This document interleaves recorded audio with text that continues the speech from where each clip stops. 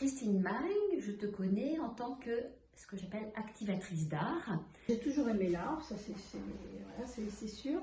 Depuis toute petite, j'aimais beaucoup dessiner et j'étais plutôt douée pour dessiner d'ailleurs, puisque mon professeur de dessin voulait que je fasse les beaux-arts en terminale, mais voilà, ma destinée n'était pas celle-là au départ.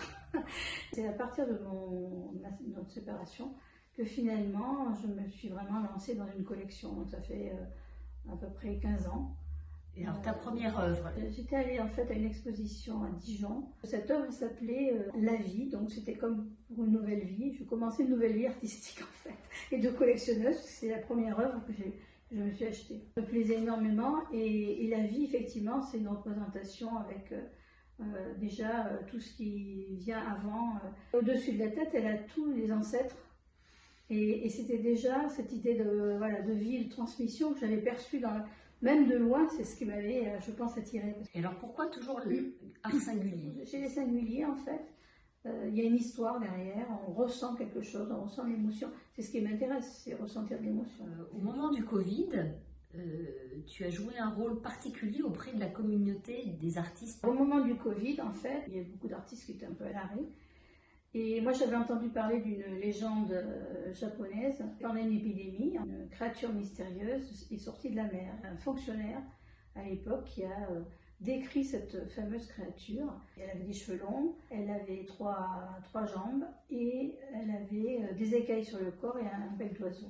Et elle a donné une prophétie, c'est-à-dire qu'elle a dit, si vous dessinez, si vous faites voir mon image, les gens qui sont malades seront guéris. En fait, au moment du Covid, le Japon était un des premiers pays touchés et ils ont ressorti cette légende et la plupart des artistes et même des créateurs de manga ont finalement fait des croquis et ça s'est beaucoup diffusé. J'ai trouvé que c'était très intéressant et je me suis dit pourquoi pas faire la même chose en France. Et j'ai demandé à quelques artistes que je connaissais la légende, est-ce que vous seriez d'accord pour dessiner Et là, il y a eu un élan.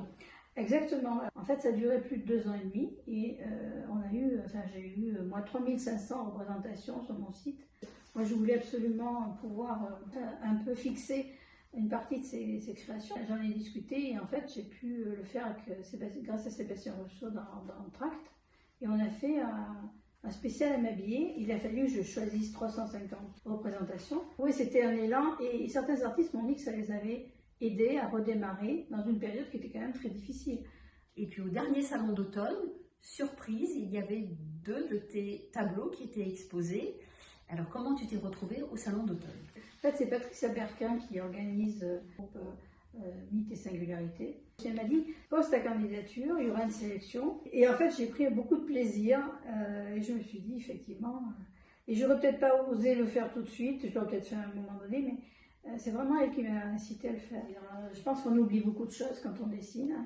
Je pars sur un motif sans savoir où je vais aller. J'ai une expérience un peu très particulière. J'ai comme on dit, EMI. Donc j'ai failli mourir et je suis montée dans la spirale qu'on voit de Bosch et je suis sortie de mon corps. Et donc les anges, du coup, ça me parle. Enfin, même si ce n'était pas des anges forcément que je voyais, mais des présences. Il y avait des présences en fait. Et tout ça fait que j'ai une affection particulière pour voilà. Et j'étais partie en fait d'une toute petite photo de ma mère en noir et blanc, qui était petite fille. Et j'ai commencé au milieu de la feuille par dessiner cette petite fille avec ses bouquets. Elle devait, je pense, aller à un mariage ou quelque chose comme ça. Je suis partie de là. Et très vite, c'était un ange parce qu'elle est morte. Et puis au-dessus, il y avait ma grand-mère. Et en dessous, c'est un peu moi. Voilà. Et cette idée de transmission, même si maintenant, c'est aussi au-delà de l'amour, il y a ce sentiment elles sont là quand même. Quoi. Donc la partie transmission, c'est quelque chose qui vraiment me parle. Et les anges, c'est aussi une représentation que je fais souvent. Voilà. J'ai recommencé à faire un grand format et je suis partie sur l'idée de l'ange gardien. Alors pour l'instant, j'en suis qu'aux anges dans le ciel.